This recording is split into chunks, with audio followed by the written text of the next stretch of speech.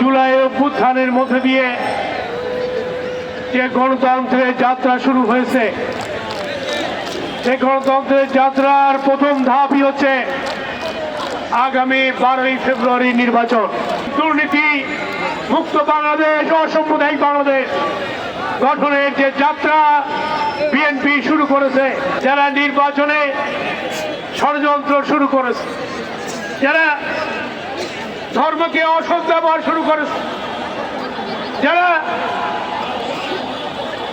সুযোগ ব্যস্ত নিয়েই নতুন তত্ত্ব নির্বাচনকে সামনে রেখে হাজির করেছে, তাদের উদ্দেশ্যে আমরা বলতে চাই, রাজনীতি করুন।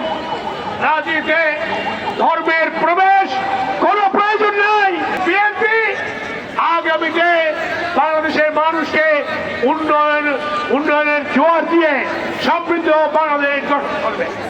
ধানের শীষ শান্তির প্রতীক, ধানের শীষ গণতন্ত্রের প্রতীক, ধানের শীষ উন্নয়নের প্রতীক, ধানের শীষ সুশাসনের প্রতীক। ইনশাল্লাহ সেই ধানের শীষকে নিয়ে খুলনার মানুষকে আমরা এগিয়ে যাবো।